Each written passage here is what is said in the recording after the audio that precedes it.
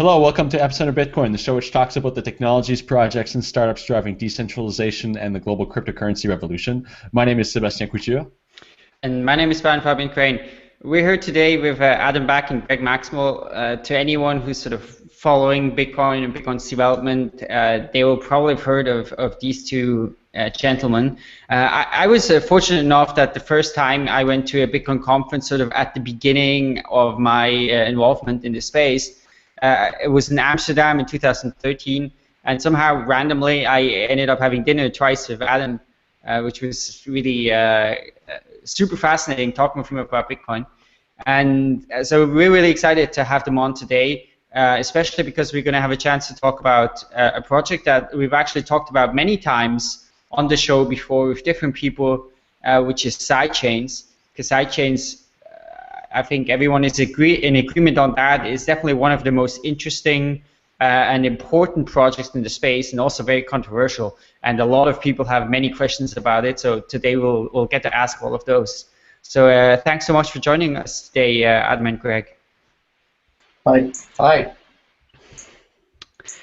I'd just like to say that it's been so long since we've done sort of a Bitcoin episode. We've been talking so much lately about all kinds of other things, like Bitcoin 2.0 stuff and decentralized apps and all this other interesting things. But it's nice to just kind of come back to the roots, right? To the good old Bitcoin.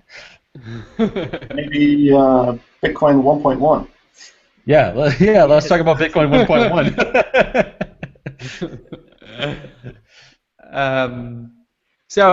Well, let's get started right off. Can you guys, for those who haven't heard about it, or for those who have but want to sort of remember what sidechains are about, what is the main thing that sidechains is trying to accomplish? Yeah. So what sidechains are trying to do is address a sort of fundamental limitation we run into in the Bitcoin space. So the whole Bitcoin network and Bitcoin system works based on consensus. It's this big distributed cryptographic infrastructure that produces a currency as a side effect of all of the computers coming together to agree all on exactly the same thing. And this is quite complicated to get right, but most importantly, it means that we all have to be doing the same thing. And having to do the same thing is really bad for innovation, because it basically ends up being that you've got this enormous, difficult to change distributed system that has to decide on the behavior for everything that's going on in the system. And so if you want to make an enhancement or add a feature or do something interesting with your Bitcoin that the system doesn't support, you're kind of stuck. You have to convince the rest of the network to add functionality. And that's a difficult way to develop software, and it's politically limiting, right? Users shouldn't have to ask the network for permission, even if it's a decentralized network, for different ways of using their Bitcoin.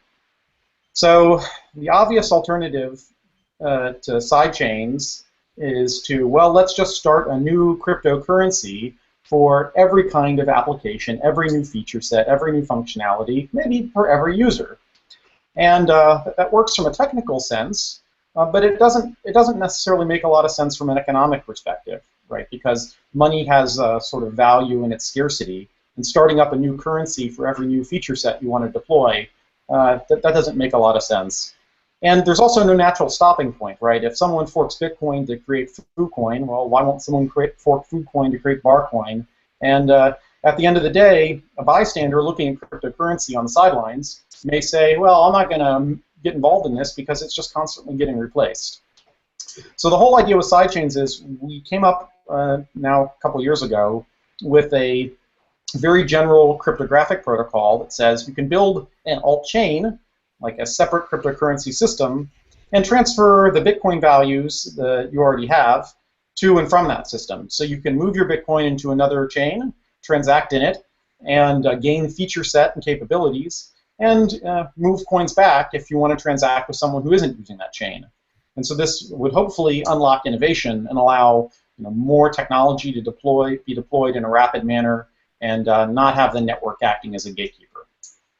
Now, this, like you mentioned, it is a very dividing issue in the community. Some people are for it, others have come out being sort of against it, and there are different arguments on each side. Why do you think that is? Why do you think it's such a dividing issue among the community?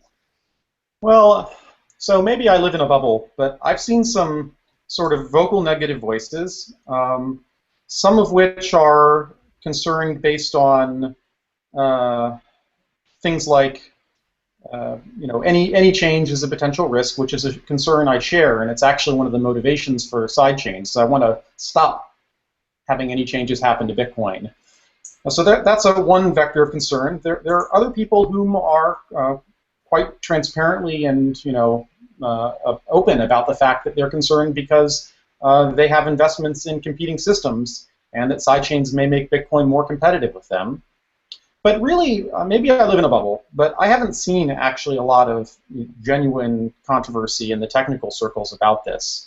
I think the view of most of the technical people, the really hardcore technical people involved in contributing to the Bitcoin software and really active in the Bitcoin space as opposed to various altcoin systems, has been, yeah, this sounds really interesting. If it works, great. And let's see how that works out. So I would say that that's, cautiously positive rather than controversy, and from that camp at least. Yeah, I think a lot of the concerns that people have are also around the security, and we will dive into that in depth today. One thing that I find really sort of astonishing about the sidechains idea is that, we talk of Bitcoin as a Bitcoin with the big B, like the network and the technology, and the little b, the value. And then, you can say, oh, those two are kind of independent, right? So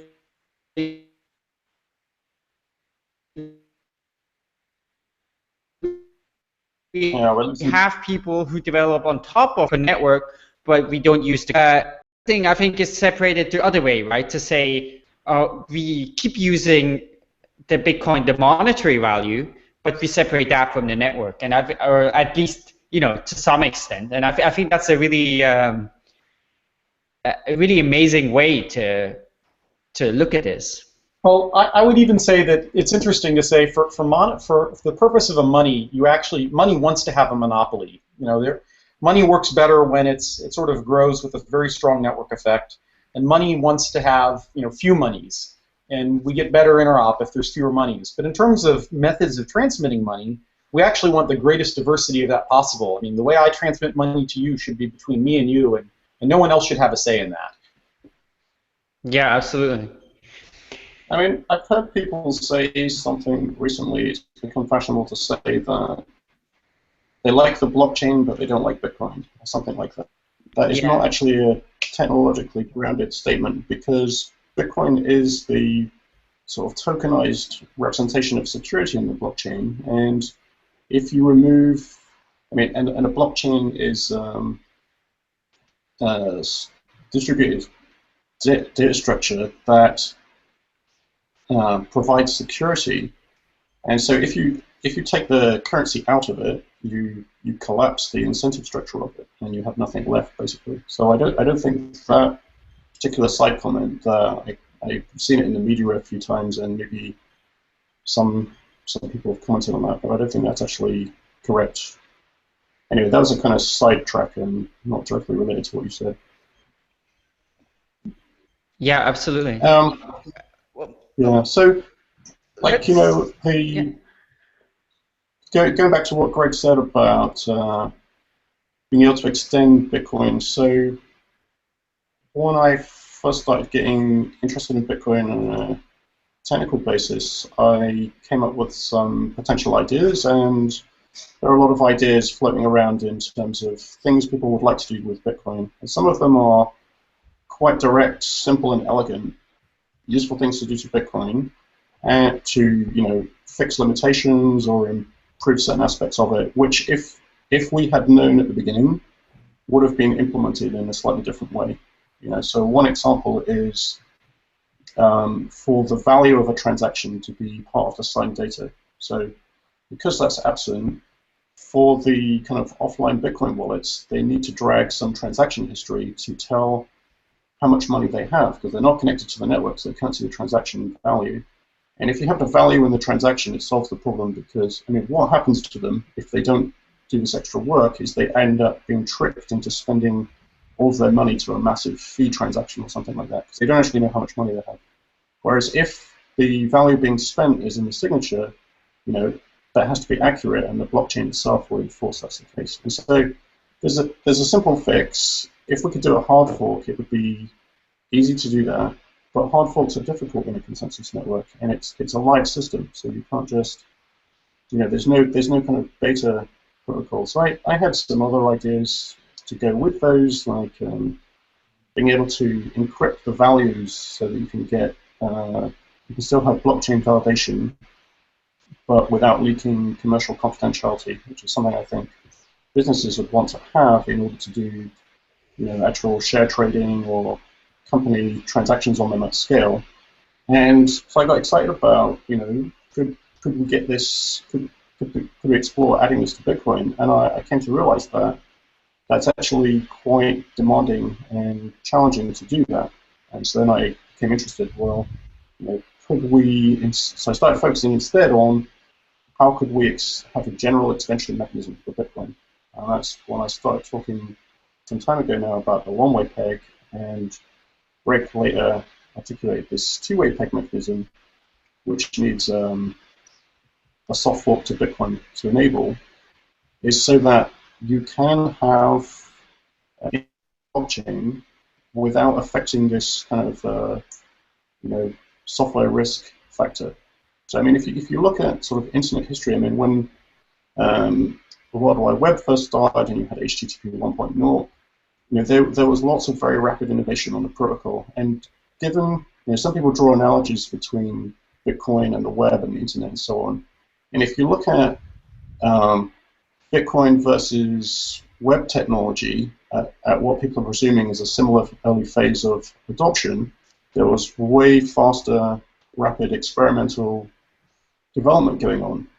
And so the Bitcoin core can't really directly accommodate that kind of rate of change, even though the demand is probably there to see some of it. So this is not to say that the Bitcoin core is not changing. If you go look at the GitHub, a number of things are changing, but they're changing in a kind of focused, consensus-preserving, sort of critical bug-fixing priority first, and less on the wide-ranging, nice-to-have sort of next-generation ideas. Because you have to, to control software risk, you tend to have to proceed in small, carefully validated steps or something like that. So I would suggest sort of that we dive right in before we go into some of the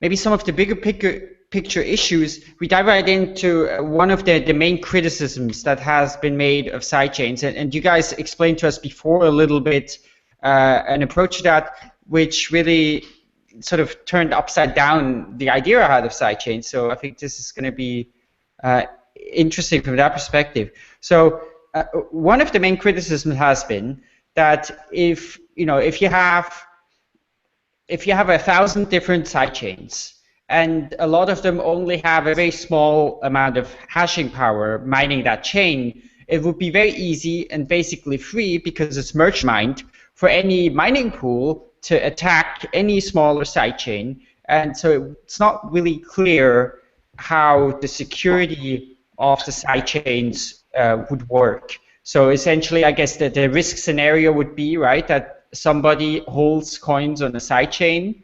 They use those coins to get back the coins that have been suspended to move money in the sidechain, and then they would go back and do essentially a 51% attack, and sort of essentially would be able to steal the money from other people in the sidechain. Right.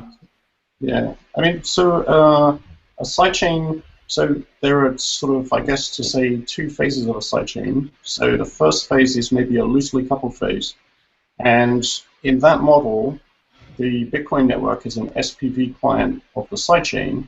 And so if you look at the existing security limitations of being an SPV wallet in the Bitcoin network, the majority of the hash rate of miners could convince you that you've received money that you haven't really. basically, right? Yeah, so some context. Sidechains provide a somewhat different security model than Bitcoin by itself. But the differences are kind of subtle.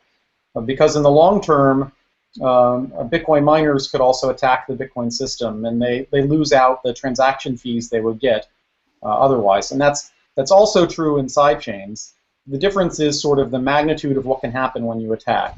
So in Bitcoin, miners who attack the network will lose out on the transaction fees, but all they can do is double spend, unless they do a really long attack that rewrites a large chunk of the chain, in which case they can steal all the coins as well.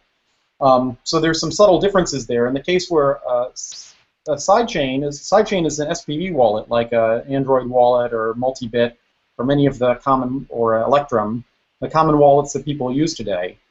And so what sidechains do is they trust the miners mining on the sidechain implicitly, like an SPV wallet trusts the miners of Bitcoin implicitly. And that means that a large hash power attack that reorganizes a sidechain could potentially steal coins that are stored on the sidechain, and not just double spend them. So, I mean, this relates to, so some of your readers will be familiar with soft forks, right? So there's a way that has evolved since Bitcoin started to introduce a software change in Bitcoin that is backwards compatible. And so I'll just outline that briefly because it relates to this discussion. So the idea is that if you look at the network has multiple versions of software in it, right? So let's say the current version of software, there's an operation code called optrue. And if there are Bitcoins with an optrue script attached to them, that basically means that anybody can take the coins. You know, whoever can get to the miner first to get the transaction verified and validated by the miner will receive the coins. So in practice, that typically would mean that the miners will take the coins. Now, you can do those today, but people tend not to do them because you'll instantly lose the coins. But the fact that the optrue transaction exists and it can have parameters after it that will be ignored is the kind of seed of a backwards compatible upgrade mechanism that can be pushed out into the network. And so how that would work is, say that we want to introduce a new type of transaction with a particular feature. So we will put optrue and some parameters that describe this transaction, you know, who the current owner is, or say we want to introduce a new signature algorithm, like a Schnorr signature or something. So it's a kind of crude example, so some very technical people might be cringing, but I just want to illustrate the point. So this signature is in the extension field, and the miners that have become interested to support this new feature look at the extended information, and they have a narrower interpretation of what optrue means. It doesn't mean anybody can take. It means to them, anybody can take if they have this Schnorr signature with the public key that's listed in the extended opcode, right? And so basically, once the mining of this, the number of miners who understand this extended interpretation has reached a decent number, let's say 90%, then the feature can be turned on, and the miners would reject attempts to take that coin by somebody who doesn't understand these extra rules. So if I, as a naive user, go and say, oh, there's a Bitcoin, anybody can take it, let me take it, the miners would censor that transaction because I've ignored these extended meanings after it. So this soft fork mechanism has been used several times. It was used by BIP16, BIP34, and we've used it, BIP30, we've used it to fix bugs and upgrade the Bitcoin system in the past, so it's nothing new. And it's just a mechanism that allows us to extend the system in a way that's backwards compatible. Right, and so why I was bringing that up is if you look at, so I mean, the idea of sidechains is to allow innovation and upgrade and so on. So if you look at the way that Bitcoin currently upgrades itself, it's using this kind of soft fork mechanism. And if you look at what's going on in the network, when a soft fork is in effect, there are maybe 2 or 3 kinds of users, right? There's the miners who have upgraded to a version of the protocol that understands these extended meanings. There's a small number of miners who haven't get upgraded yet, and if they say anything contradictory with these rules, their blocks would be rejected by the hash rate majority. And then you've got users who, you know, some users have upgraded and some users haven't, who are just clients, right? And so as a user with a client who hasn't upgraded, you can receive an opt-to, a transaction that was formerly controlled by what looks to you like an opt-to address. So you think, well, that's lucky. Somebody decided to grab that transaction that anybody could spend and spend it to me. But what's really going on is that some extended feature allowed that, right? And so if you look at it from the point of view of the number of users who are still on the old version of the protocol, they are susceptible to a 51% attack. 51% of the network could just grab an opt-true transaction, or all of them, and pay it to itself, right? And the people who don't understand the protocol upgrade would suffer that security downgrade. So you can look at a sidechain as basically the same thing. It's more modular, so it's on a separate chain. But for people who don't understand the sidechain, when they receive payments from it, it just looks as if somebody grabbed something that they understand in a simplified way, and they're the lucky beneficiaries of that, right? So I think there's, it's just to say that this is actually much more similar to the way Bitcoin works than people are imagining when they say that sidechains are less secure than Bitcoin. Because actually, when there's a protocol upgrade using a soft fork in Bitcoin, the security properties are essentially the same as adding a protocol upgrade in the sidechain, which is if you're not with the program, if you're not validating these things, you can be fooled by the hash rate majority. And so at any given time, in a period after a soft fork in Bitcoin, and there are presumably still lots of clients running on a Bitcoin network who haven't upgraded from previous soft forks, who could right now be fooled by a hash rate majority on Bitcoin. So it's not changing as much as people imagine it's changing. So let me try to rephrase that, because I'm trying to understand it. And now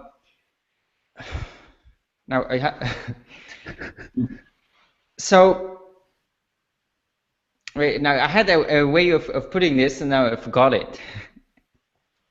So the opt-through, basically, it looks to someone who hasn't upgraded, it looks like this is coins I can just take. Right.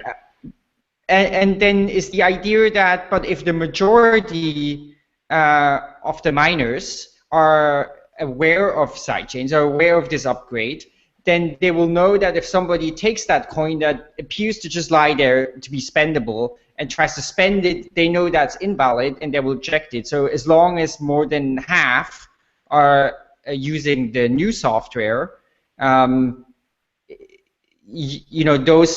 rules of the upgrade will be respected, and people who are in the old, they will be confused and maybe try to take the money, but it won't work. Is that sort of the way it works? Yeah, that's how soft forks work, and it really has to be more than just a strict majority, or there's network instability potentially as a result.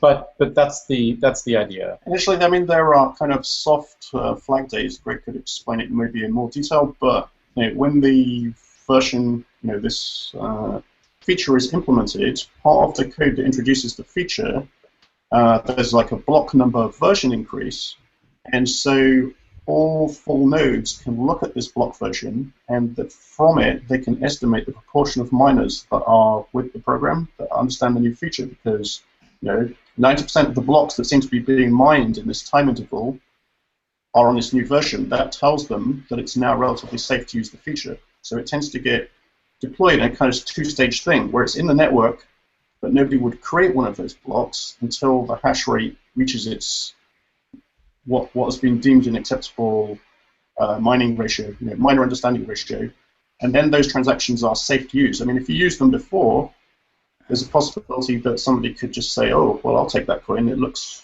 like anybody can take it, right? So it's deemed that it's not safe to use it until this software understood proportion of miners understands it. So this sort of explains how it deals with the thing, that right? Because when you move a Bitcoin to a sidechain, you're sort of like suspending it and it's lying there, and this deals with that thing. But can we come back to the question of the merged mining, or yeah? So we should correct on merged mining.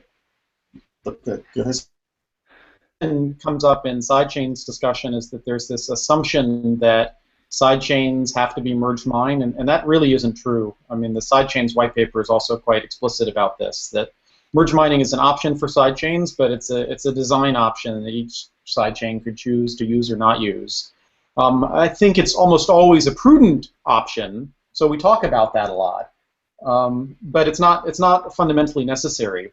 The issue that comes up with merge mining that often gets cited is that in the case of merge mining, you don't have kind of a hardware capital cost because you have that hardware to mine Bitcoin, and so the incentive versus attacking is basically, do you make more money attacking versus mining honestly, and you don't have to worry about this upfront cost of the hardware.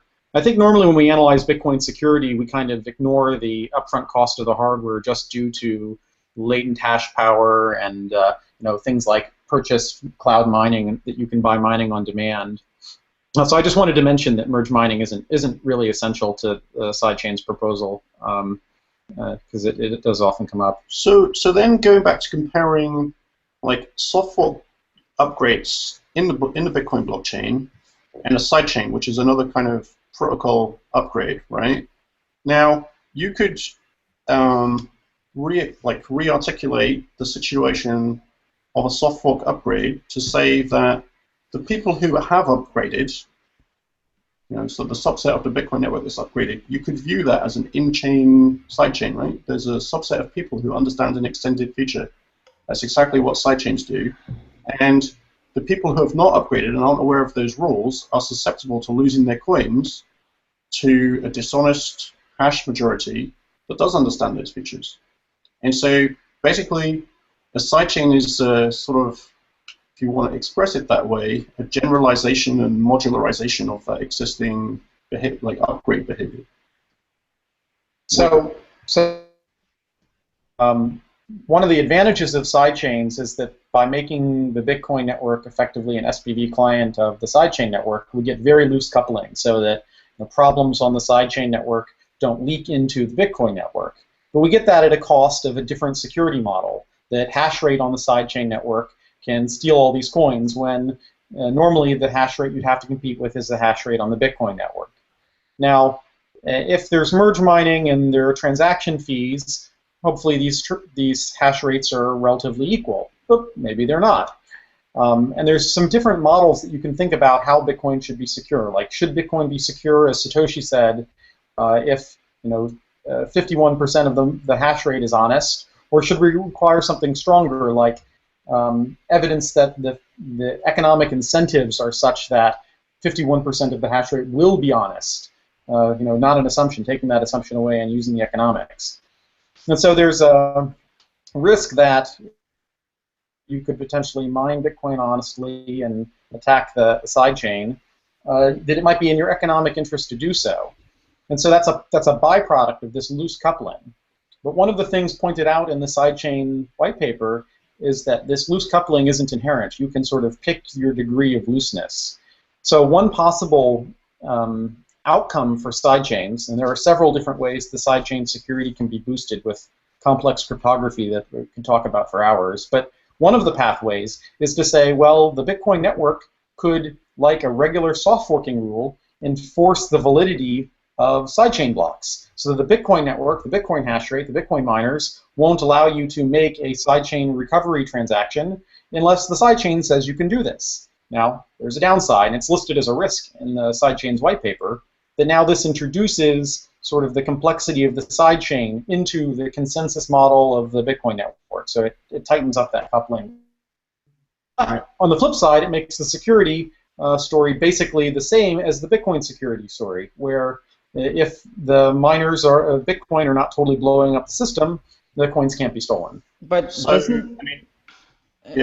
concretely, that would mean that you go through a loosely coupled phase where let's say 85% of the miners are merge mining, and so those miners have both a Bitcoin D and a Sidecoin D, but there are separate consensus rules running in there, right? And but they actually have the information, right? So if an attack was going on where somebody was collecting Bitcoin reward but attacking the sidechain, the miner actually has the information there, right? He's already running the daemon, and the sidechain daemon is saying, wait, that's an incorrect block. Somebody's taking something that they don't own or what have you. And so you can, at some point, do a soft fork, and what soft fork looks like is just to tie the consensus together so that the Bitcoin D says, okay, this is a valid Bitcoin block, but it also wants a response from the sidechain daemon that the associated merged mine block on the sidechain is also valid according to the sidechain. And if it requires both of those to be valid, then it's equivalent to a soft fork. I mean, you would get the same outcome if the sidechain logic were copied into the Bitcoin code base. It's just in a separate daemon. But doesn't this get rid of one of the main arguments for sidechains, which is that you can have all this experimentation without introducing risk to Bitcoin? Right. I mean, this seems to introduce a lot of risks. Right. So that's where. So I mean, there are two kinds of risks. So one kind of risk is a consensus risk, that the code in the sidechain is more complicated. I mean, well, there's three. I mean, there's also just a sheer complexity risk, right? But if that's packaged up in a daemon with process separation, kind of complexity and security risk can be managed. The other kind of risk is a consensus risk. So I think as long as the sidechain daemon was deterministic, maybe you don't care so much. But because it's a generic binary, it's hard to be sure of determinism. Maybe it has some random factor or random bug that on, some operating systems it says one thing, and on another operating system it says the conflicting thing. And if Bitcoin is relying on that, it could fork the network. So that becomes dangerous. And so what you really need is to impose determinism on the experimental or extended. So you need a robust way to enforce determinism, and that's where abstract virtual machines that are security focused, like Moxie and Moxiebox, come into the picture. So what that is the notion that you can have the code that runs for the sidechain run in a very simple CPU simulator, or simple virtual machine, kind of like the Bitcoin script system that is exactly the same on all of the Bitcoin hosts. And that allows you to be very sure that the sidechain validating code runs identically on all of the systems. And so this allows you to get around this risk to consensus from non-determinism. There's another point here, which is that, yes, tightening the coupling does weaken the argument for sidechains somewhat. But what's nice is that you have this sort of on-ramp where you can develop a new sidechain. The security story is weaker than Bitcoin's security story, but you don't have to cooperate with anyone. You don't have to get anyone else to run it. You just go. And then if that becomes widely used and the security becomes important and everyone is using and depending on it, then it would be reasonable to say, okay, well, this system is reasonable. Everyone is using it anyways. Now we'll just regard it as an upgrade to Bitcoin. And then we can use tools like deterministic virtual machines to make it a safe upgrade to Bitcoin, even safer than the changes we've been making in the past. Well, we've got lots more to talk about. I'd like to come back to use cases and talk about economics, also Bitcoin core development, and also talk about your company Blockstream that's working on all this. But first, let's talk about Shapeshift, our sponsor for today's show. Shapeshift is the fast and easy way to buy and sell altcoins. They support, I think, over about 15 altcoins now, and you can get started with Shapeshift by you can get started with Shapeshift by going to shapeshift.io and using their currency conversion tool to convert all the altcoins they support into any other altcoin of your choice. So for today's demo, well, we're going to show you the Shapeshift Lens Google Chrome extension, and I wanted to tip, actually, I thought this would be fitting for today's show. I want to tip Nicolas Courtois for writing for his excellent article, Saving Bitcoin from Destruction.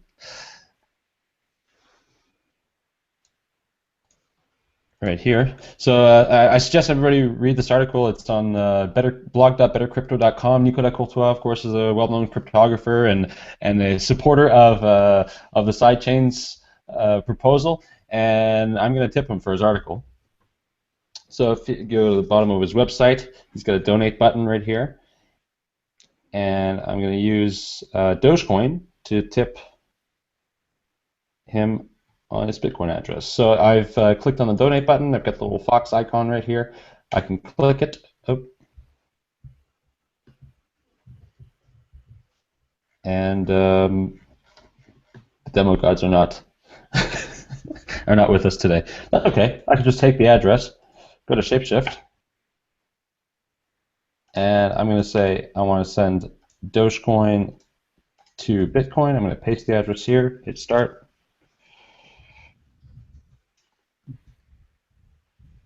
And then scan the address.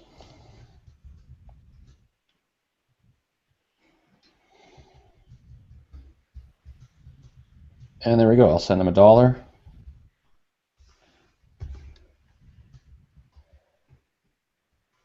Now it's just awaiting the exchange in just a few seconds.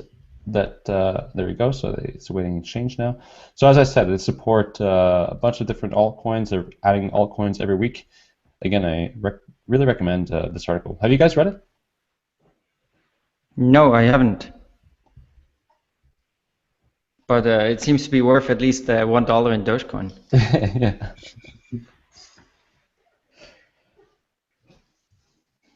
And so we're just waiting exchange now, and it should be completed in just a few seconds. Yeah, so the nice thing is you can sort of be your own payment processor, like your reverse payment processor, like, you know, BitPay goes from Bitcoin to fiat. You can be like, on your end to go from whatever to whatever other cryptocurrency they support.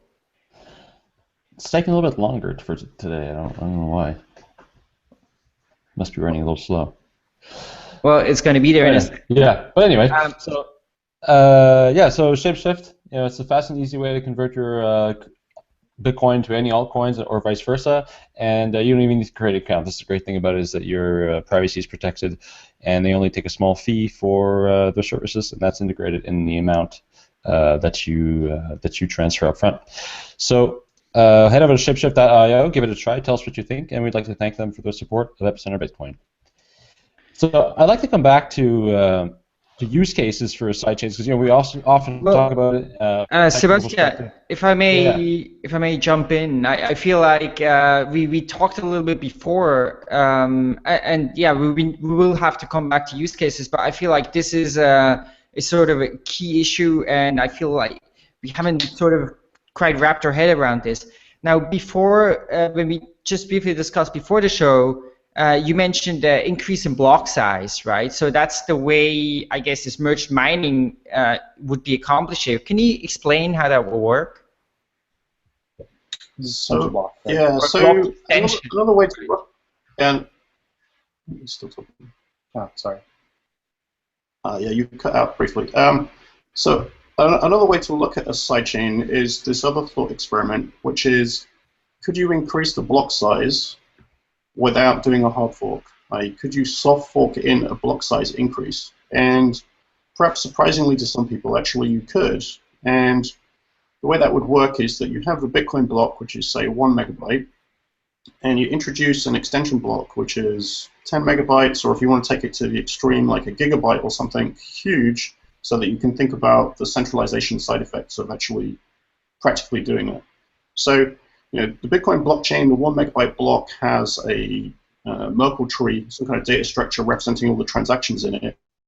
And there are ways to sort of add links into that which are ignored by people who don't understand the links. So you can sort of add a hook in at the bottom of the 1 megabyte block tree to a whole other tree. So let's say a tree for a 10 megabyte or even a gigabyte block could be hooked in there, and then you could consider adding a new transaction version, and people who look at and understand the transactions in this extension block. And then, you know, so if the majority of miners are receiving these transactions and understanding them, they can facilitate people who want to do, you know, do transactions that wouldn't fit in 1 megabyte because they're very low value transactions, or they're transactions that are currently happening off the blockchain, for example, in exchanges and so on, that then they could have a hope of fitting into this larger extension block with some other trade-offs.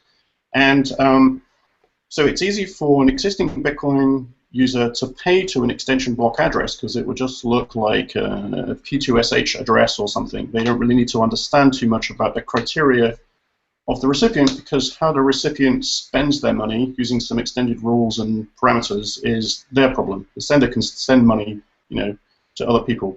The harder part is to think about how somebody in the extension block could send a Bitcoin to somebody block. And how that works goes back to what we were saying about how soft forks work, which is that you have transactions and coins resting on what looks like an opt-true address, right? So from the 1 megabyte block's point of view, if people don't understand the extension, there might be one suspiciously large opt-true address that holds, all of the coins in the extension block, which could be a lot of coins. And so if they're to receive a payment, it would just look like somebody decided to send, a fraction of a Bitcoin from this huge Bitcoin address that anybody could take, that for some reason the system decided to assign to them. And they might have a go at taking those coins, but of course the miners understanding the full details of the extension block would block any such attempt. So using those two components, you can see that you could soft fork in a larger block. And there's something analogous with that between that setup.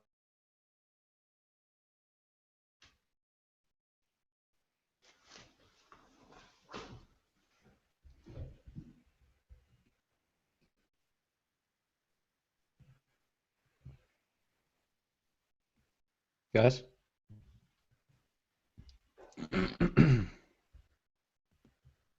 Hello?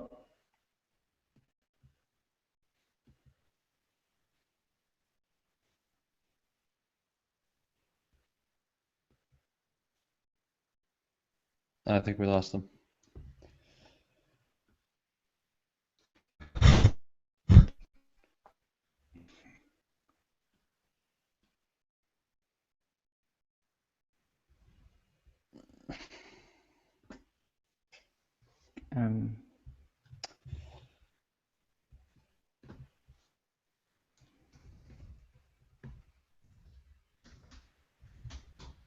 Okay, we're back. We lost you. Good. Okay. Sorry about that. Can you hear us now? Yeah, we can hear you now. Yeah. So you were explaining how this is analogous to, so this extension block is sort of analogous to the sidechains idea, right? Or Right after you check. Okay.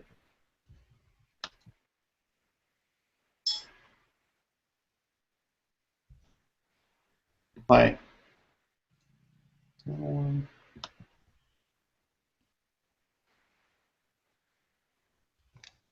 yeah, can you guys hear us? Yeah. Okay.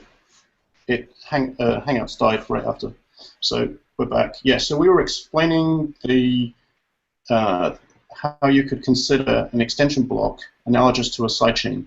So we described this situation where you could soft fork a sidechain where the Bitcoin daemon wouldn't accept blocks that were associated with a merge mine block that didn't pass the sidechain daemon's opinions about what a valid sidechain transaction set looks like. And so you have the similar kind of thing, but in chain now with an extension block. And so in addition to allowing different block frequency and different block sizes, the more interesting thing perhaps is that you could put additional features in an extension block. So it could be extended to do some of the same kinds of things that people are interested in sidechains to do, such as support additional types of assets representing shares or other things that people are interested in, smart property and so forth. And it could support extended smart contracts or zero cash or whatever else people are interested to experiment with. And again, for software risk and determinism, so you'll notice there's a difference there when we said really to to get the best assurance on a soft forked sidechain, you would want to put the sidechain code in a Moxie-box-like environment. You notice that that hasn't so far been described for the extension block. So the code that is validating the extension block is in the same, code area and has access to shared memory or something as the Bitcoin D. And so that introduces an element of software complexity risk. So you can observe that you could run the validation rules for the extension block could also run in a Moxie box container, and I think you would have similar reasons for arguing that that should be done to control software risk. The point here is that when you can think of this sort of extension block line of thinking and realize that in the extreme end case where the rules have been soft forked in a sidechain, the extension block and the sidechain are effectively the same thing. Right. So it's sort of another line of thinking to get to the same kind of potential approach to handling these things. Yeah. So if I may jump in here, so you were talking of a Bitcoin client, like Bitcoin D, and then there would be the sidechain D. Doesn't that mean there has to be an agreement of like the sidechain D, like what that client does? So does that mean there's one sidechain client that may have, let's say, zero cash and micropayments and different block sizes, etc., but there has to be an agreement on what's in there, or like how would someone go about creating a new sidechain and putting it in there? Now, the behavior of it would be defined by the sidechain daemon itself. And in the case where Bitcoin is actually enforcing the sidechain's rules for transactions, there'd just be a simple RPC between the two daemons where sidechain D says, yep, this sidechain block is valid, so if it tells you to spend coins, you can spend coins. And that's what the sidechain. So the software would still be separate in the case of the sidechain, even if it were soft forked into the system. Right. So the observation is you can be soft forked. I mean, the soft fork just means that a block has to be valid for both versions or both points of view to be accepted, because that means if somebody tries to, put an invalid sidechain block or take some coins that the sidechain rules don't allow them to take, they wouldn't be able to pass that second test. And if the Bitcoin D is soft forked with the sidechain D, it won't allow that because the sidechain D says, no, that's an invalid block, right? So that would punish people. They would lose their Bitcoin reward if they tried to achieve that. But as I was saying before, right, that the whole point of the sidechain system is to have loose coupling, and this compromises the loose coupling somewhat. So this is just an extra sort of tool in the toolbox of about 20 different tools that can be used to narrow the gap between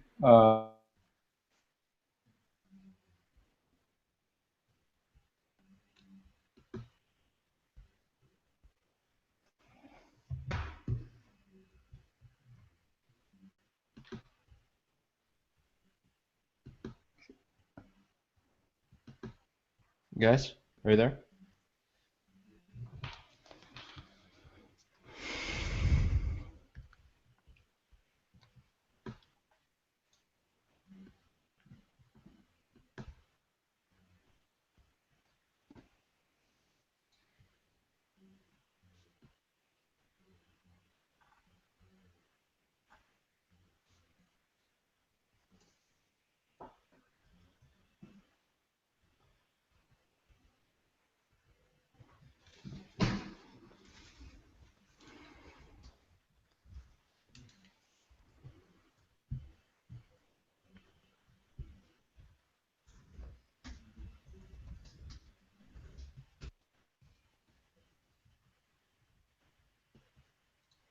So what are we doing with that video? no, we have a video, but the Oh. little overlay. I think you're back. Yeah, so actually the overlay seems to have disappeared. Do you see the overlay, or is it going every time? No, that's not a problem. It's okay. Okay. Okay. Yeah, so where do we get to? We seem to be disconnecting periodically here. It's okay. We'll cut it later. Okay. Yeah, so I was on a track of saying that if you consider the extension block case, and you could have multiple extension blocks, and the each extension block would be implemented in Moxie-box script. So the definition of an extension block is basically, the SHA-256 hash of the bytecode that represents, the compiled version of its validation.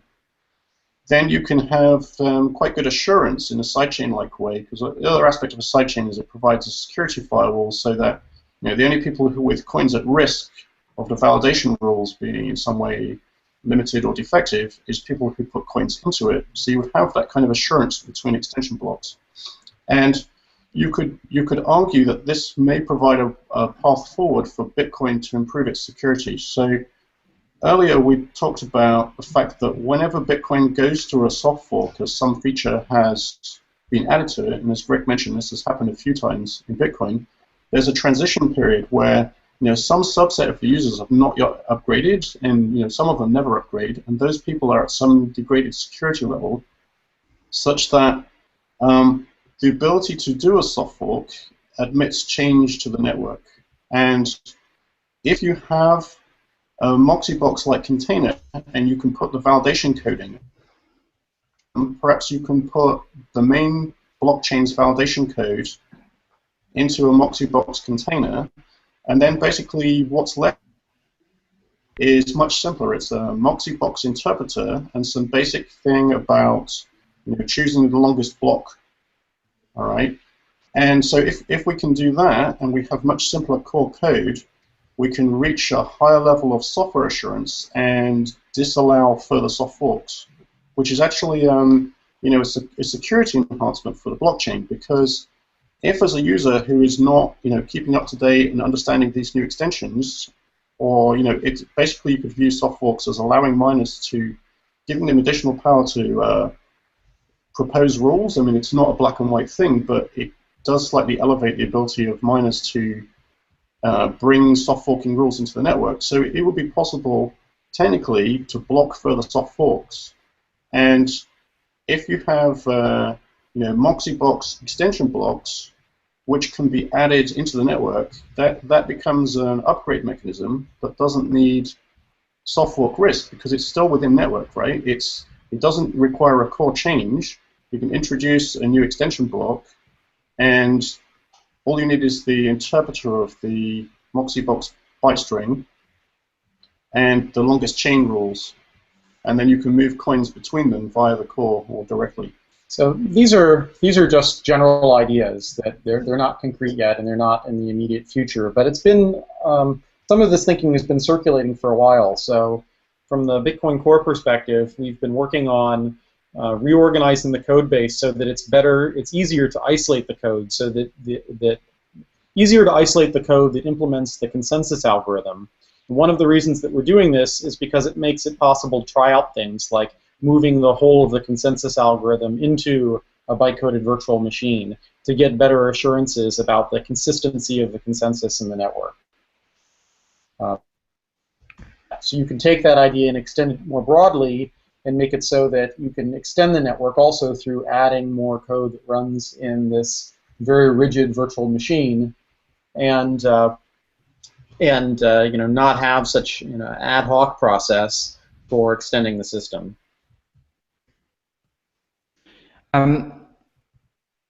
So we want to talk a little bit more about the sort of economics and big picture questions of that, but perhaps to bring this down to a level that is a bit more like graspable for people in concrete. Can we get into some of that? Like, for example, how would a sidechain then be created in this kind of scenario where they'd be run as these extension blocks? So, I mean, somebody would write some code, carefully validate it, maybe get other people to audit it and sign, make a digital signature like you have in existing systems. And then they would start to transfer, publish that in the blockchain and start to transfer coins in it. And other people who were interested in the features of that chain would do likewise and benefit from those features. But it's kind of opt-in, and people with coins in the main blockchain or other extension blocks are not affected by some kind of subtle bug in the validation of a brand new extension block or something like that. So the point that Adam's making is that they would actually, in this sort of grand extreme version of this idea, you would actually have the capability to publish your new crypto system rules as a special kind of transaction. It says, okay, I'm creating a new extension block, and here's its rules. And you would just advertise this into the network, and it would get mined into the network like any other transaction. And then people could continue to send funds and interact with these new rules that have been introduced that run in this sandbox in the network. But does that mean the rules will have to fit into a transaction? They'd have to fit into a specially formed transaction for it, which is why it's very important that the bytecode for this be succinct. So you'd have to implement the rules in the context of it. But a transaction, can technically be a megabyte in the Bitcoin system today. So that's actually quite a bit of code, and it's more code than is in the current Bitcoin consensus code right now. Okay. Yeah, I was going to say something else, which is that in an ideal world, Bitcoin would have been bug-free, perfect, complete, extensible, and the core could have been frozen and soft forks disallowed by some technical mechanism. So this is basically a sort of long-term track to arrive at that position, right, or to get closer to that position, because Bitcoin has a set of features and rules which are fundamental to its meaning, and nobody wants those to change, obviously, right? I mean, the key point here is that if Bitcoin, we have this sort of twin pulling, right, where in one direction, if Bitcoin can change, it means it can change out from under people and potentially compromise the promises it made to them about their autonomy and control of their money. But if Bitcoin can't change, then it's moribund and can't adapt to people's new needs for their money. And so what Adam's trying to talk about here is how do you push the system into a case where there's a rigid core part which we can use everything on, and so everyone can depend on that, but still have enough extensibility so that when people need to do functionality, that it's not precluded. Right.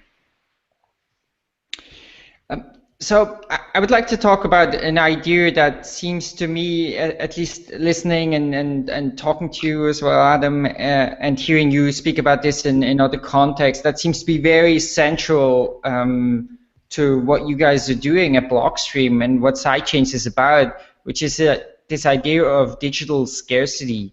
Why is that important?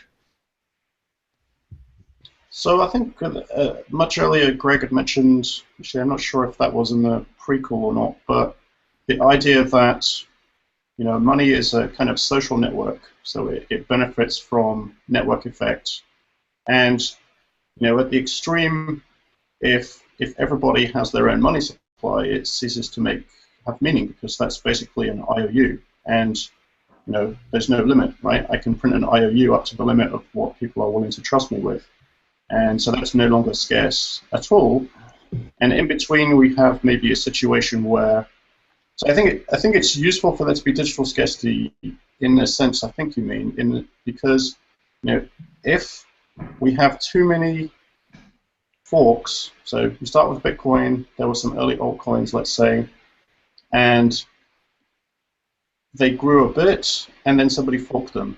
And if that were to, if Bitcoin were to disappear and all we were left with is a constantly sort of growing to a certain viable size and then forking because of competition, it would be an unattractive proposition. Bitcoin would lose, the properties of money about unit of account, medium of exchange, store of value. Bitcoin, or the cryptocurrency that's left, would lose its store of value because the bubbles pop every 3 months or something, and that would be, that would be bad. It would lose some of its security because it's not a long-term stable thing. It would lose its store of value property, and it may fail to reach unit of account property, which needs, wider use and sort of less volatility which would come with more unified use. There's another point to this where there certainly are applications for cryptocurrency technology that don't involve any scarcity at all. But the networks themselves involve some scarcity, right? A network, particularly a global broadcast network like a blockchain, has limited capacity. Computers can only handle so much, and if you make it too big, the decentralization goes away. So one of the things you can do with a scarce asset you can't do with a non-scarce asset is you can align the incentives. You can say, okay, well, to use my resources, you have to pay me some money of some kind, and because money is scarce, I know you can't unfairly exhaust all of my resources, because you're just printing an infinite supply of money. Actually, yeah, that's interesting. So the other thing that people sometimes wonder about is, could you, start a new cryptocurrency or add support for other types of assets into a cryptocurrency, and then use those other assets that are issued by people or businesses or what have you as fees? And I think there's a fundamental limitation, which is a blockchain can't validate the scarcity of something that's issued by humans, right? So, if I issued a coin in my garage or something, and I used it as fees, I could completely flood the network because, tomorrow I could decide to print so that nobody else could conduct transactions. And the problem is the network has no way to know whether I am somebody just playing around or trying to create mischief, or a reputable business or bank that has, some client funds or gold on deposit or something. It's not something it can validate.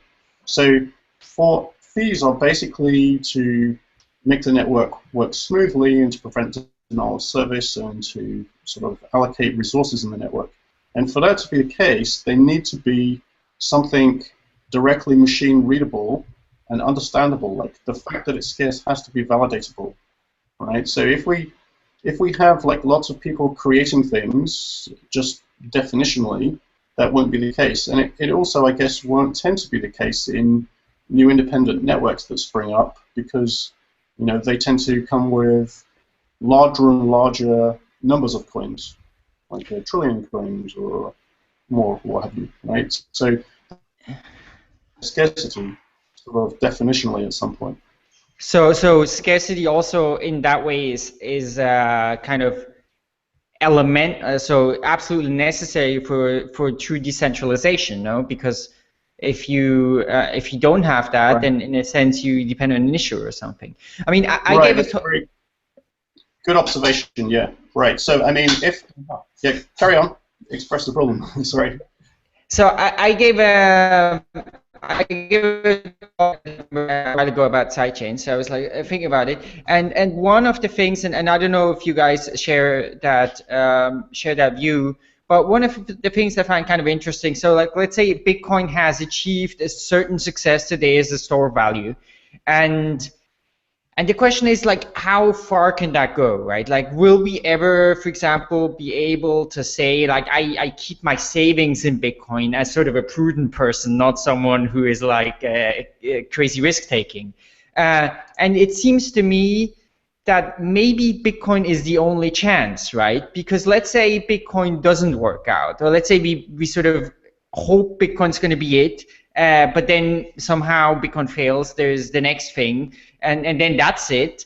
But the thing is, if Bitcoin isn't it, so if it wasn't like the first one, and now this is the one that's going to sort of represent a digitally scarce unit of value, then wouldn't there always be the fear or the possibility that there's going to be something else later that's maybe better, right? So I think maybe also from that perspective, the idea of having a purely digital store of value is sort of tied to Bitcoin. Do you see that the same way? Yeah, I think that so from the very first beginning that I got involved with Bitcoin, I somewhat felt that this was sort of, as a cypherpunk, this was kind of our one chance to get a worldwide used by practice. Because if it fails, people won't sign up for the successor, right? Because they won't sign up because they won't trust it. They won't sign up because, right? The point you were making. And but at the same time, Bitcoin, as released in the very first version, couldn't be something that replaced all of our fiat money in the, Bitcoin's just another digital kind of more fair fiat money. It couldn't replace the other fiat monies out there because it didn't have the right properties. It had a lot of the properties, but it didn't have the scale and the flexibility that you can get with, insecure issued kind of fiat monies that exist in the world today. So that is a lot about what sidechains is about how do we preserve Bitcoin as the first one, the thing that has the irreplaceable, unique starting position as being this surprise technological marvel, and but expand it out so that it can cover the whole world and be used in many more applications. Right. I mean, I don't see, as we can see already the viability of sidechains and extension blocks and other potential extension mechanisms, any reason to suppose if somebody finds useful extensions and useful scaling improvements or additional features, the ability to support other asset types, why there's no fundamental reason that can't be added to Bitcoin. If it's useful, it should be added, right? I mean, yeah, so when we talk about like network effects and internet and so on, that arose because everybody built around an interoperable neutral standard. And I think Bitcoin also has the property of being neutral. There's no proprietary ownership or control or sort of vested interest that's centralized associated with it. So one thing we've been talking about quite a few times in recent episodes, so I don't know if you guys are aware of Robert Sams and his paper on visionaries shares, and we talked with Vitalik of Ethereum as well, is the idea of a stable cryptocurrency. So there's the question of to what extent is volatility a problem, and to what extent is volatility going to go down as Bitcoin is more adopted. Personally, I think volatility will remain high for a long time, even if Bitcoin gets very widely adopted. So the kind of idea of maybe Bitcoin's going to be relatively fine as a store of value, but if you talk of a unit of account, I have some doubts that this will ever be stable enough. So what do you guys think of that, and what do you think of the idea of stable cryptocurrencies? So I don't know so much about the sort of, funky things where there's some sort of algorithm and reserve pool that implements a conventional currency up by buying, because I talked to some people with an economics background about that, and they were saying that if you look at the existing financial system, typically when those things arise, they're unstable and collapse. They're often constructed as synthetic assets built from derivatives in the underlying asset, and you have a problem that the market for the synthetic is different as a smaller market, and there's an element of belief and trust. So somebody can bet against it, and you saw this where George Soros bet against the British pound, and you saw it more recently with the Swiss franc, right? There was some loss of, confidence, or they felt that they had gone as far as they wanted to go, or whatever reasons they abandoned the peg, so, sort of conventional currency peg. And so even automated systems will tend to have that problem that somebody could decide to bet against it, and the algorithm is fully laid out, so you can decide to do that. So many of the specific I may not have seen the specific proposal you were referring to. Ones I've seen in the past often had problems where the algorithmic behavior could be rigged by minor censorship of data in the blockchain. So there were some really interesting ways to game it. But if people want to experiment with technology like that, more power to them, right? Maybe it's possible, maybe it's not. But if it's valuable to people, they should be able to create it. I think that one of the neat things you can get with Bitcoin is regardless of how that stabilized daily currency works, the unit of account currency works, and regardless of whatever its security properties are, it could be backed with very strong Bitcoin behind it. And then maybe you're willing to take some trade-off where you lose some security over how that system works. That maybe to get around problems like minor censorship, you build a stabilized currency that has off on its peg rate. and that would be attractive to some people. And I may think those people are foolish, but they should have the ability to try out that idea. Yeah, I mean, so we don't know where Bitcoin is going in terms of its kind of wider use, for the use of it to grow for international settlement or actually to reach unit of account status. So that's quite hazy and speculative. I mean, we can see it grew very fast over the last few years. So within a few more years, some surprising things might come to pass, and there can be some political interest to see a genuinely neutral currency exist that isn't within the kind of remit of a given country or group of countries to do quantitative easing or have political influence over it. So they could be interested in that, and I suppose you could draw some loose analogy to the gold standard, which survived, for I don't know 6,000 years or something, plus or minus, depending on how you look at it, and was actually used internationally. I mean, currencies like coins issued by reputable central banks, physical gold coins were accepted internationally for a long period of time. So I don't know if that necessarily works in this day and age, but maybe. Yeah. And also you can look at gold and see that even gold is relatively volatile at this point in time. So it is, yeah. And I mean, the other thing is that you could look at a blockchain. I mean, a blockchain is a good sort of financial networking technology for storing all kinds of things, be they shares issued by companies that have some intrinsic right to ownership of the company to allocate new share issues and sell those units or what have you. But also fiat currencies could be issued into a blockchain format, and there's something interesting about the ability to do that. So a central bank could make some assertions about their intent. So monetary policy committees have usually some remit and self-imposed or political constraints. So objectives around the inflation rate or state assurances about the level of quantitative easing they would engage in different market conditions. And some of those things could be expressed as a smart monetary policy statement and enforced by a blockchain. So if you took a weak currency, and I guess there are a few hundred currencies in the world, and we're maybe more used to dealing with the top 50 to 25 of them, but some of the lower ones are quite volatile and have currency exchange controls and hyperinflation and volatility. But if one of those weaker currencies were to issue its currency onto a blockchain, and together with an assurance that more than 2% quantitative easing, and the blockchain can enforce that could add to the attractiveness of that currency, because they would basically be voluntarily ceding some political control to the sort of to provide a stronger currency assurance.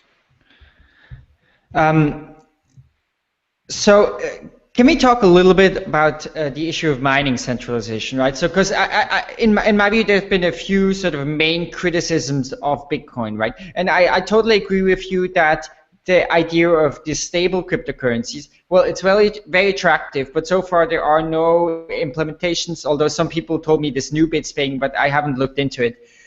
So there's supposedly that thing, but at least Robert Sam's paper, it's not implemented and it's more complex. So there definitely will be additional risks. So maybe it doesn't work. But the other thing is the whole question of the security of mining and whether Bitcoin mining really is fit and will be fit to back the security of a network potentially worth hundreds of billions or trillions of dollars. What are your views on that? Well, so I mean, the Bitcoin network has gone through different phases of relative centralization, and some of the centralization we see is artificial in the sense that it could be removed with simple protocol changes. So, for example, when you use a pool, often people are ceding their vote of which transaction set is valid to the pool, even though they have their own hash rate. And that's not technically necessary. I mean, you could run your own full node to decide on which transactions you think should go in the next block. and then separately use the pool to reduce variance in mining. Those things don't have to be tied together. So if we could see those separated, the mining centralization would look a lot better than it does right now. But there is obviously some centralization arising from people who actually own their own ASICs. And there's a kind of reverse of that. So maybe, Greg, you want to talk about the smart property miner. So there's another angle on this where mining centralization occurs because people will, they often co-locate their mining hardware in places where energy is inexpensive, where it can be held in one spot. And there's some diseconomies of scale that show up when you put a lot of mining in one place. It's expensive to cool, it's expensive to get the power to the location. But there are still plenty of reasons to have large mining facilities. And so these mining facilities become risk points for the network. They're places where someone could seize control of the facility and have a bunch of hash power which they could use to attack the network. So one of the ideas that I've been working on with a number of other people is building sort of next generation mining ASICs that have intelligence in them so that they have an idea who their actual owner is, and when that owner is different than the person who sort of has physical proximity to it. So the idea is that there's some keys that are known inside the mining chip, and then the work you tell when you compute your consensus vote, you tell your mining chip what to mine, has to be signed or authenticated with those keys, so that the mining hardware only follows its actual owner, and the actual owner could be far separated, right? Like, the mining hardware is in a data center in Iceland, but the owner is, in Idaho, and what that means is that then this physical facility is less of a point of centralization risk, because somebody who gets physical control of the facility, all they can do is turn it off. Or they can begin a very expensive process of trying to decap each of the mining ASICs and trying to extract their private keys, which isn't practical. So, I mean, you can think of that as a kind of smart lease. So if you buy a mining contract or you buy the ASIC but it's housed by somebody else, you can opt to use this new feature of the ASIC to program it to say, well, I just bought a 12-month mining contract, and so this chip will itself defend against anybody requesting it to mine anything that I haven't signed for that period of time, after which it might change its control, or it might remain in my control and I take physical delivery of it. So it gives you the flexibility to further separate ownership from the physical location of the chip. Yeah, there's a number of technical measures like these that can be used to improve the centralization of mining. And this has been real important to us because obviously keeping mining very decentralized is essential to the security of Bitcoin and anything that depends on it, right? It's essential to the Bitcoin network and to the Bitcoin currency and any side chains. So there are a bunch of tools we can use to improve it, and we're not sure what level of impact those tools will have yet. Right, and I mean, you could say also, I mean, I think you maybe were asking a higher level question, like geopolitical, that longer term, there is a meta incentive to see decentralization, because if cryptocurrency as embodied by Bitcoin is going to have wider use and more value is going to depend on its integrity, now central banks and countries, all these kinds of people and large Bitcoin ecosystem players and payment processors and exchanges all have a strong interest for there to be decentralization. And so there's an easy way to achieve that, which is they just buy and maintain a small percentage of the hash rate each. So if you imagine in a far future where some segment of large companies on stock exchanges are involved in finance, which is using blockchain technology, and they're, let's say, 1,000 of them worldwide, maybe between them they own like 50% of the hash rate independently, and like the public at large and other interested people own some, then there is decentralization, and it's very difficult for somebody to take that away from them, right? It becomes a kind of balance of power kind of structure. I mean, right now, and some companies, some sort of people doing it as a profit-making enterprise, but if you were in this position, you wouldn't even need to make a profit, right? You could just aim to make not too large of a loss to retain the decentralization. And if you're taking a small loss because you depend on the decentralization of the network, it's very hard to compete against the loss. Right? You could make a bigger loss, but then that's not attractive to do. We've seen some weird effects. Go ahead. Well, I mean, one problem that I see with this is sort of a public good scenario. I don't know if I would buy this, that this would actually work.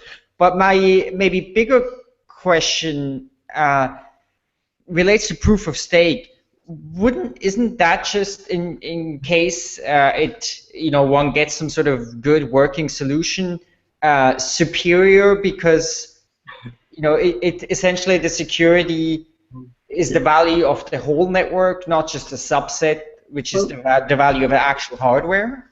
You have a key point here, is that if someone gets a good solution, and it seems so, time travel is also fantastic if someone gets a good solution. Perpetual motion is also a good thing if someone gets a solution. So you don't believe it's possible? So I was very excited when the first proposals around proof of stake came out in 2011, and thought, like, okay, this is going to radically change our risk factors in the future. But on deeper analysis, we ran into some really fundamental problems that basically you can only work around by making a very different security trade-off, where you abandon Sybil resistance or you rely on centralized signers. And we've seen this in systems that have been deployed out in the wild, where they've deployed proof-of-stake systems which were attacked, and then they resolve them by applying things like a developer signing blocks to prevent reorganizations.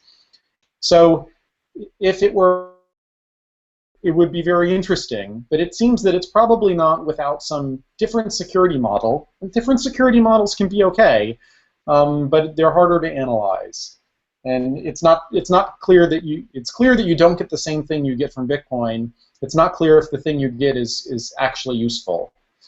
Yeah, so a couple of things to add maybe. So one is there's a sort of economic principle to mining. So there's a kind of mining commodity price that the market finds, where miners will be willing to expend up to the current market price of the commodity to mine it.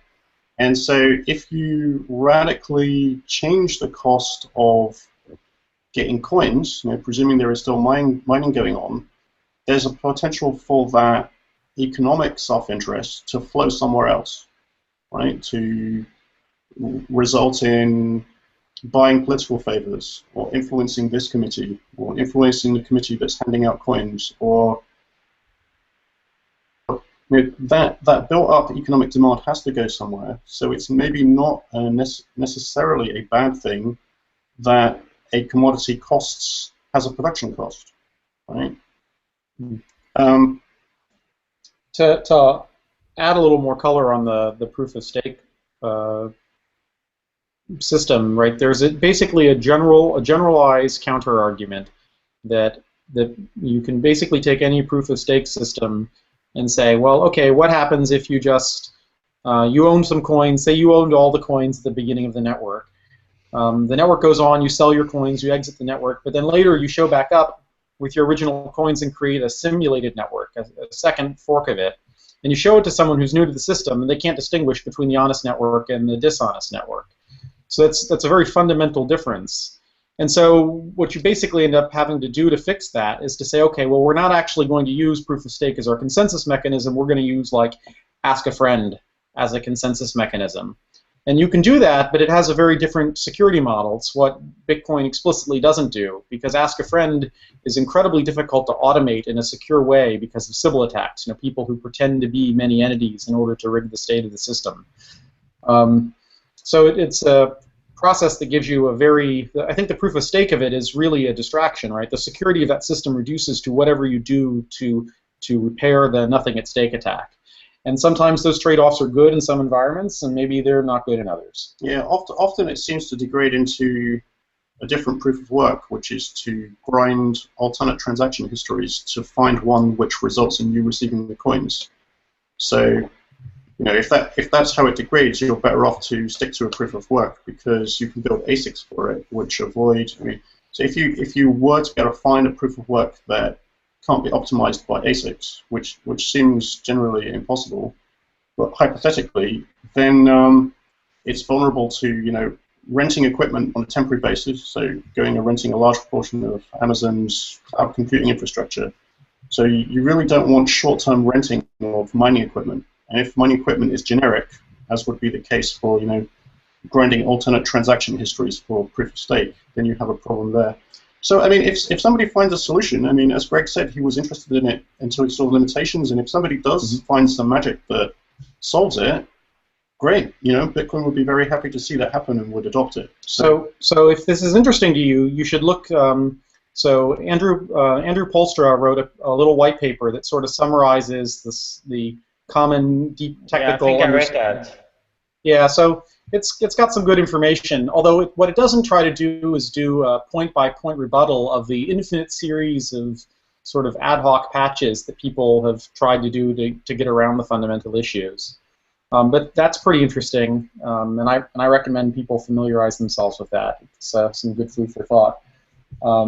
But yeah, if it's made to work in a model that gives good security, it would be useful to use. It's just I haven't seen it yet.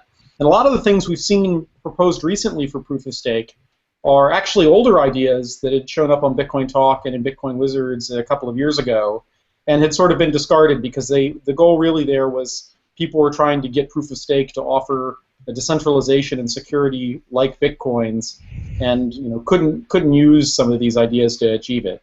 But maybe they're still useful if you're willing to make some different trade-offs in the security model. Well, maybe at some point we will have to come back to this topic, because it's one that's also been coming up, and it'd be really interesting, I think, to spend some time really digging into that, because, but yeah. Mm-hmm.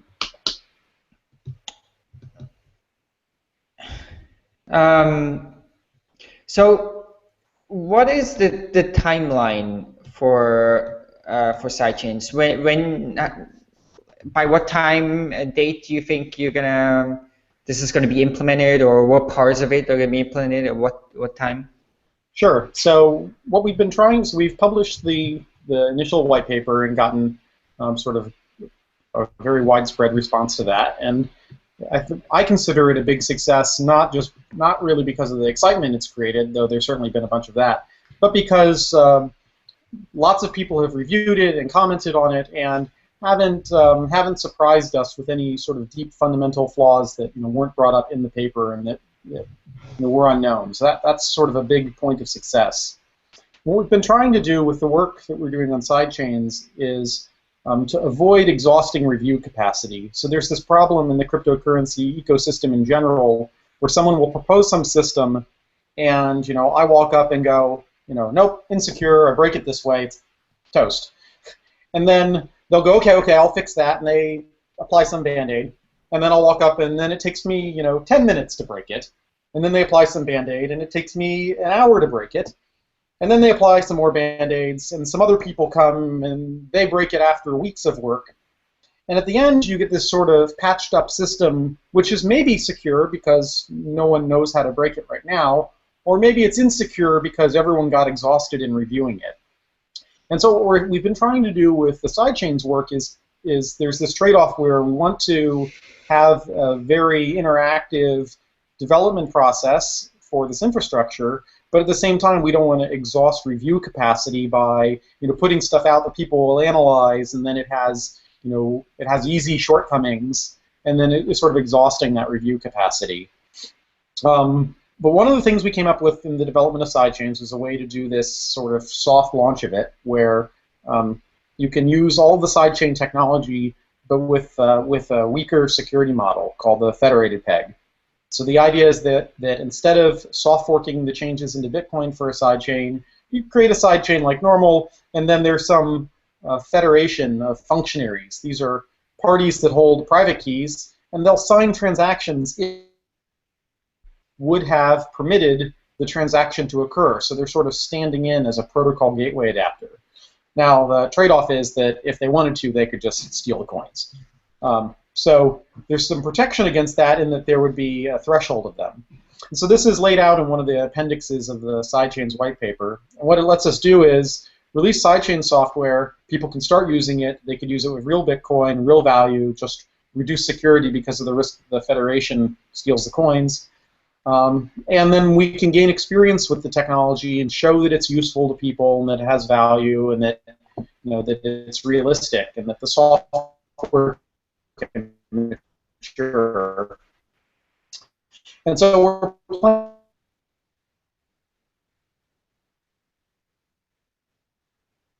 And it doesn't do anyone any good to release something that's trivially insecure, and so it's sort of done when it's done. And then beyond that, we have to see where it goes from there. It'll take some time for the initial system to mature and for people to gain confidence enough to start saying, okay, well, where can we start introducing the soft forking additional script opcodes to make it so you can do it without the functionaries, without the federation. So by what time do you think we will have some of these sidechains running? I mean, maybe the lower security ones with the federated pegs? Yeah, just a couple months, 2 months, 1 month, 2 months. Oh, yeah, so that'd be very exciting to see. Yeah, we have them sort of like the people working on it have privately versions of it that run today, and we have for some time now. It's just that it's all immature and buggy, and not really ready to burn people's review cycles on it. And I don't want to publish it and then have people go, oh, yeah, I can crash it like this. I'm like, okay, yeah, we know that it's a demo. It's got to have some level of integrity before it is really worth people's time to review. But the actual technology is very easy to develop in the context of just the federated peg. So.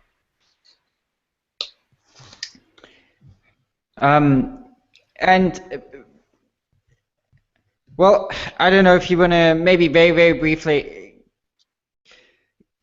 what's the idea? So with Blockstream, you guys raised quite a lot of funding.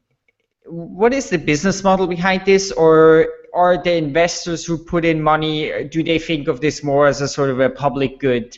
And maybe there are also Bitcoin holders and they think this makes sense because it increases sort of indirectly maybe the value of their Bitcoins.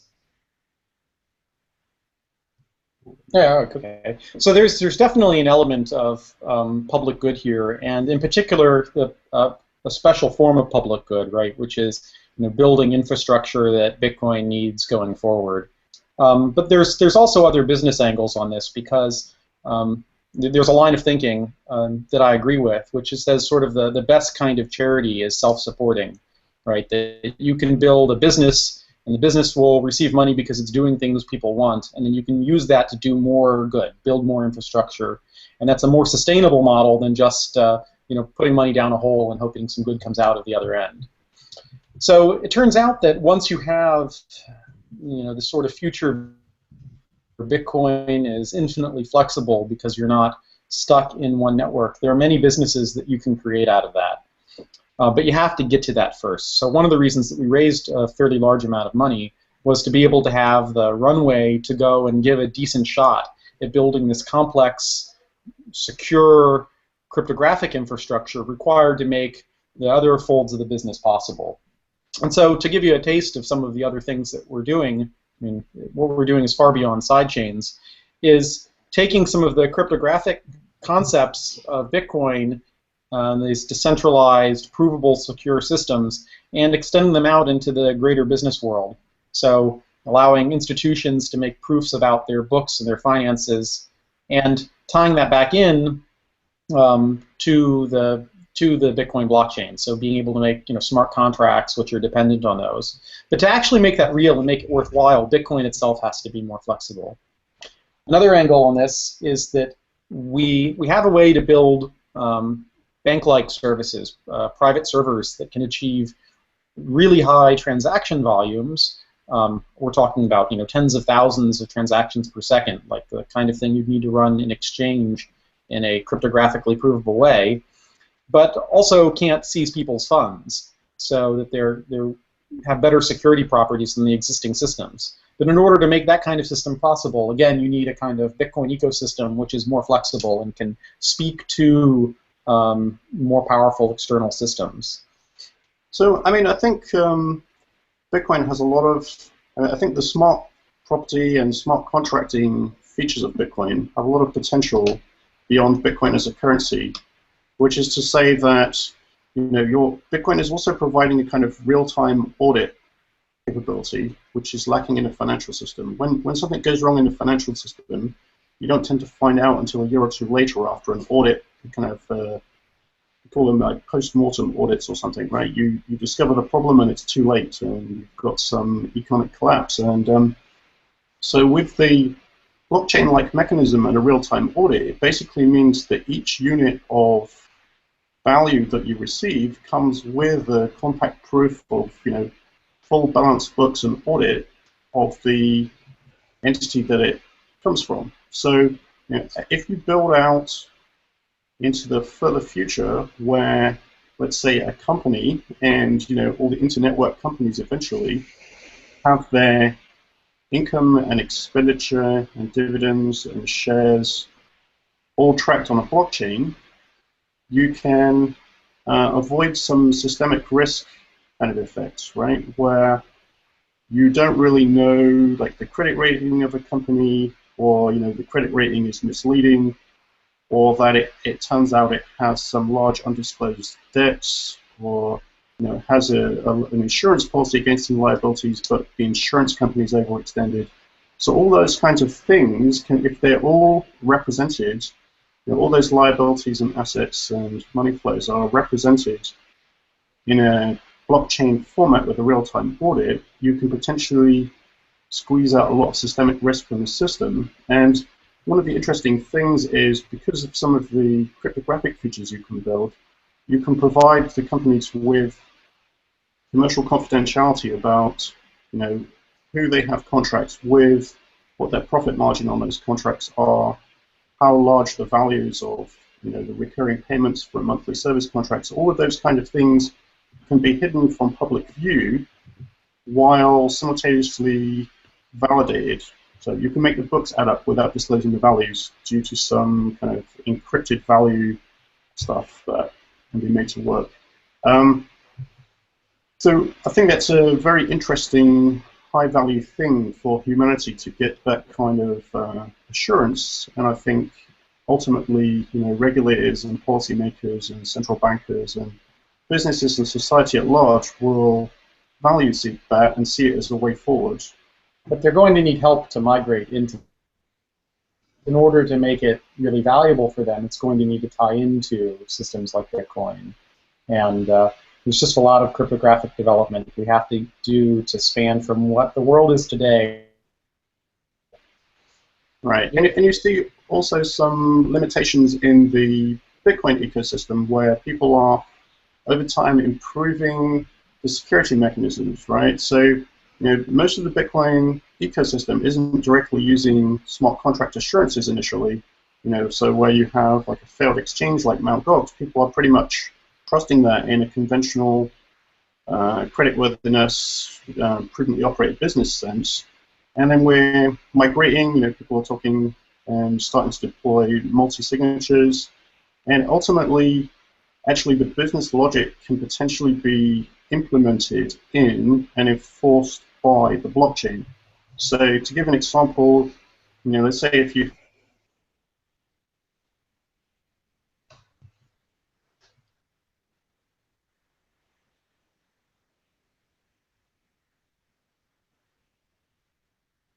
might get compromised, and there's a central server somewhere that makes a second signature, and it won't sign if you go over the transaction volume for the day.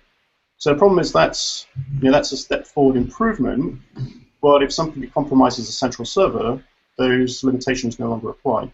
So with a bit of work in extending the smart contracting ability, you can have the blockchain enforce that business logic, and that extends and scales ultimately to you want to be programming to get the most assurance by having the blockchain as a kind of narrow AI that's perfectly honest enforcing his rules.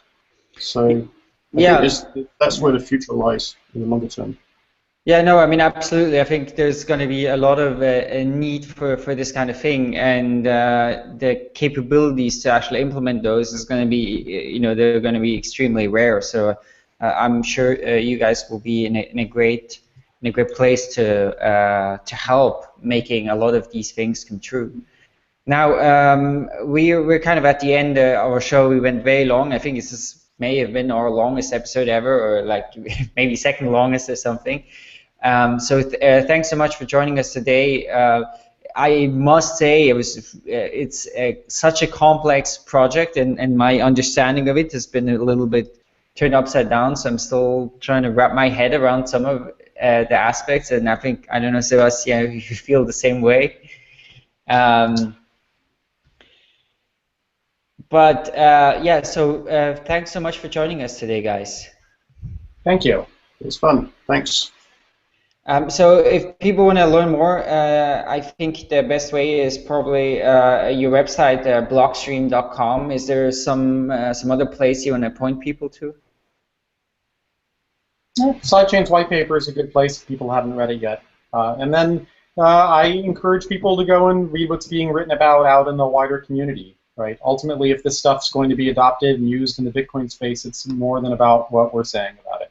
Absolutely, and we definitely look forward to some of those first sidechains coming out and being able to try them out and see how they work. Yep. Yeah. So thanks so much for joining us, and thanks so much for all our listeners to listening to this episode. We will be back next week. And if you wanna support the show, you can follow us on Twitter at EpicenterBTC. You can also leave us a review on iTunes or sign up for a newsletter, which goes out once a month now. Although we'll also be sending out the episodes on there, and you can do that at epicenterbitcoin.com/newsletter. So thanks so much, and we look forward to being back soon. Thanks.